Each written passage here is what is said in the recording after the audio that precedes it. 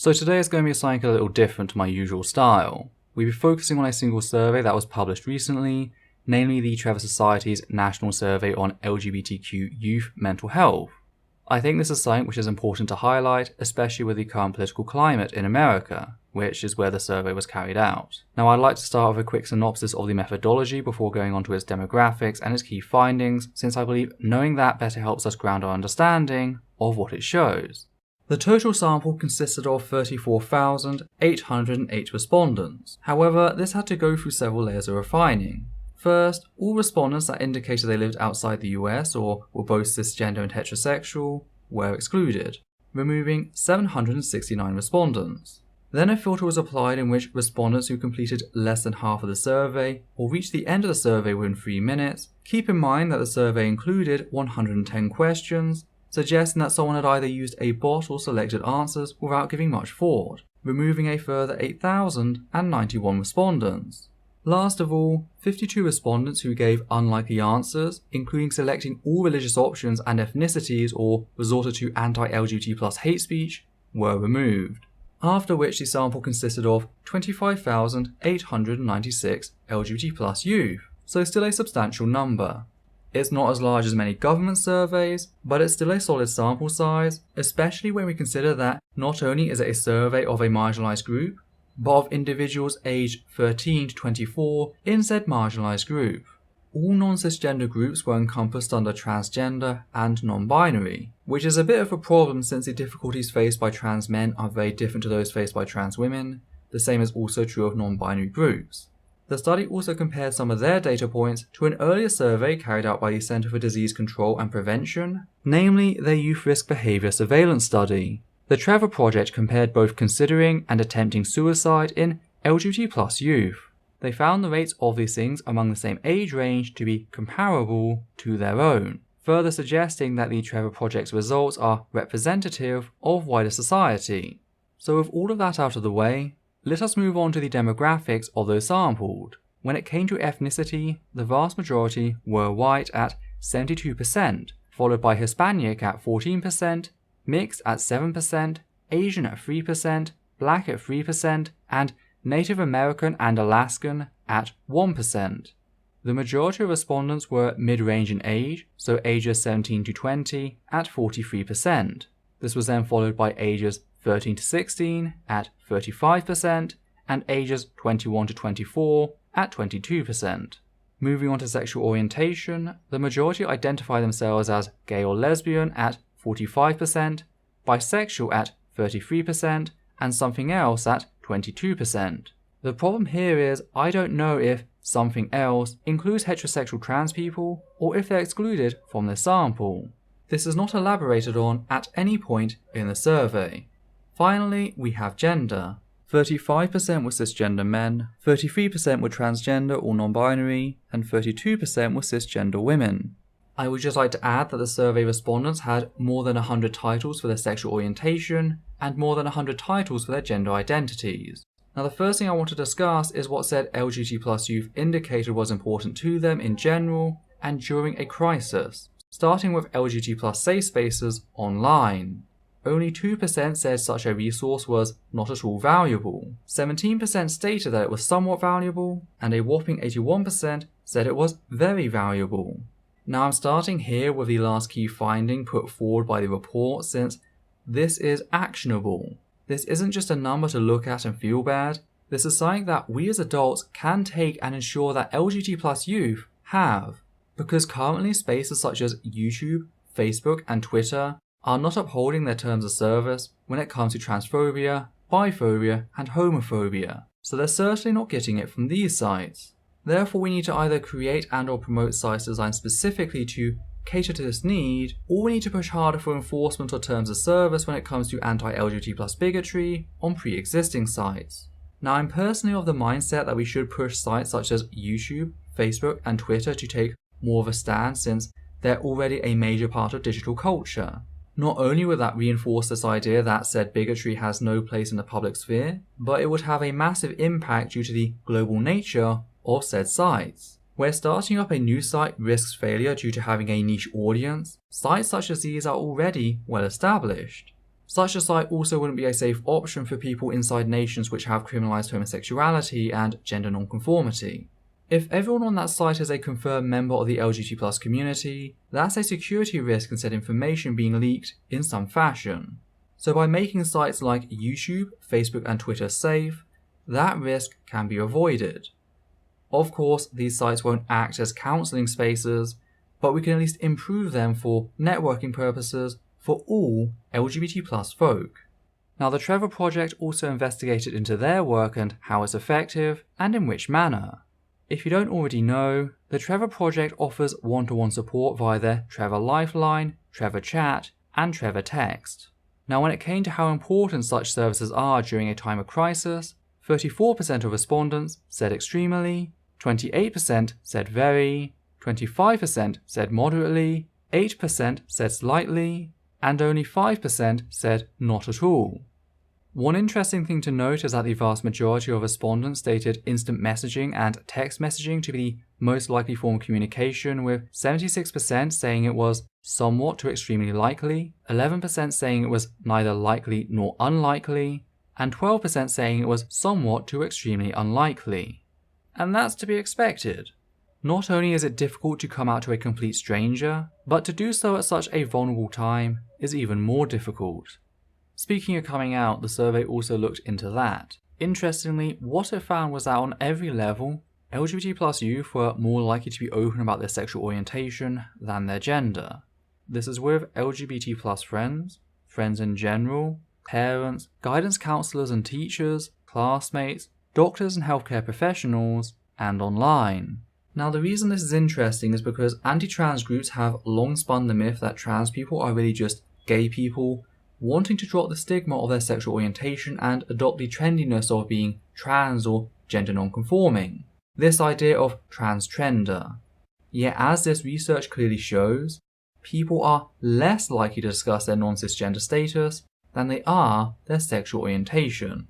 Now, this is the point where we come to the heavy stuff. The data on discrimination, suicide, and attempts at cis-het conversion. Starting with suicide, since it's referenced in both discrimination and attempts at conversion, we find a rather bleak picture. 14% of cisgender LGBT+ youth have attempted suicide, with 31% having seriously considered suicide. This attempted suicide doubled for trans and non-binary individuals, all the way up to 29%. Meanwhile, 54% of trans and non-binary individuals had seriously considered suicide. There was also a very clear difference in the age, with 26% of 13 to 17-year-olds having attempted suicide compared to 11% of 18 to 24-year-olds. 47% of 13 to 17-year-olds had seriously considered suicide, whilst 31% of 18 to 24-year-olds had done the same. Now, this might appear slightly strange considering how we typically consider human rights to progress in a linear fashion. So what on earth is happening? Why does the older age group have lower rates of attempted and considered suicide? Well, there are a number of things to consider. One is the way in which social justice is not always linear.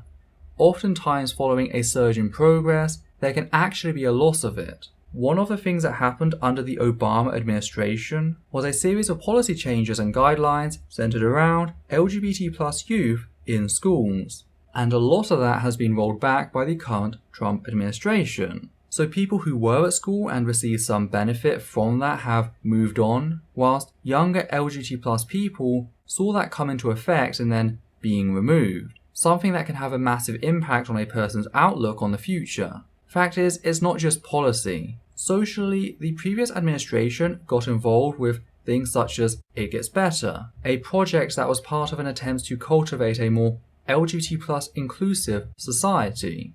The same cannot be said about the current Trump administration, which has emboldened literal fascists to the point that they feel safe being out about their hatred and intolerance. And whilst this doesn't necessarily correlate with an increase in overall prevalence of said fascist values, it does make them more visible, which again is something that the younger generations who have not yet developed defences against said intolerance will be more likely to be affected by. Not that they should ever have to build said defences, but sadly that is the world we live in. And this is something the survey touches upon to a degree. It notes that 76% of respondents felt that the recent politics impacted their mental health or sense of self. 71% of respondents also reported feeling sad or hopeless for at least 2 weeks during the past year. There's also the factor of personal freedom. The youngest individual in the older age range is 18, meaning that given the 12 months limit on the question, some were 17 when they seriously considered or attempted suicide. However, many are older than that and, therefore, could legally leave home. This means they have a greater ability to escape domestic abuse, targeting their identity. This is something we'll come back to later with conversion attempts. Overall, 18% of respondents had attempted suicide in the past 12 months. I should also note that 47% of the sample have received psychological or emotional counselling from a mental health professional. So now with that laid out, it's time for us to move on to some of the root causes of said attempted suicide. Starting with discrimination. 71% of LGBT+ youth reported having experienced discrimination due to their sexual orientation or gender identity. This increased to 78% when we focus just on transgender and non-binary youth, and decreased to 70% when we focus on sexual orientation. When comparing suicide attempts of LGBT+ youth who had experienced no discrimination to those who did, we found that suicide attempts doubled from 9% to 22%. The survey also found that 20% of LGBT+ youth had experienced physical harm due to either sexual orientation or gender identity. For them, their attempted suicide nearly tripled from 13% for those who had not experienced said physical harm to 36% for those who had. The survey also noted that 58% of trans and non-binary youth had been discouraged from using the correct bathroom. Lastly, we come to conversion attempts. 2 in 3 LGBT+ youth, 67% to be exact, had experienced someone attempting to convince them to change either their sexual orientation or gender identity. When comparing demographics, those who had faced no attempts to change their sexuality had an attempted suicide rate of 8%. This almost tripled to 23% in those who had. Do note, this is just attempts to convince them to change their sexuality or gender, and already we have a marked impact. This is not conversion therapy, as we're going to discuss in a second. So when groups go around claiming that they're not forwarding conversion therapy, they're just trying to make gay, bisexual, or trans people reconsider their sexuality or gender, that in itself can almost triple attempted suicide. This is especially important with the so-called gender critical crowd, who like to hide behind the pretense that their attempts to dissuade trans men from living as who they aren't harmful. That excuse is bullshit, their actions are harmful, and they need to be called out on that until it becomes common knowledge. Moving on specifically to LGBT+ youth who have reported undergoing conversion therapy, 5% of all respondents reported having undergone such. And once more, the difference in attempted suicide is rather clear. 42% of LGBT+ youth who had experienced conversion therapy had attempted suicide, a number which rose further to 57% for trans and non-binary youth specifically, compared to 17% of LGBT+ youth who had not experienced conversion therapy. That means all LGBT+ youth are twice as likely to attempt suicide if they have experienced conversion therapy, 3 times as likely if they're trans or non-binary. So let's just call it out for what it is. It's not therapy, it's torture. And we need to put an end to it right now, since it's our LGBT+ youth who are suffering as a consequence of said torture. So those were the key findings of the Trevor National Survey on LGBTQ Youth Mental Health 2019. I hope this has given you a better understanding of where things are in America in relation to LGBT+ rights. There's still a long way to go before things even begin to approach a state which is just. And we have to keep that in mind as people attempt to police our actions. But I'd like to know what you lot think. Do you agree with my suggestion to pressure sites such as YouTube, Facebook and Twitter to enforce their terms of service in relation to homophobia, biphobia and transphobia? Did you find this video useful, and would you like more videos like this in the future? I feel like so much of what I said was simply reading off the report, but I also feel the points I did add and the fact that you can listen to my breakdown means my efforts weren't entirely obsolete.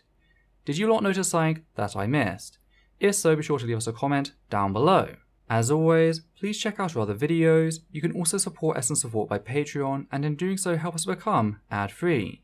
We'd also like to say a big thank you to everyone who's already given to the channel, giving a special thanks to the following people: Hannah Banghart, Matthew Kovac, Brad R, McGay, Amit Devojny, Daniel Martinez, Robert McCallan, Sam Braxton, Atlas5, and Jennifer Hiller. So from myself and Adita, take care now.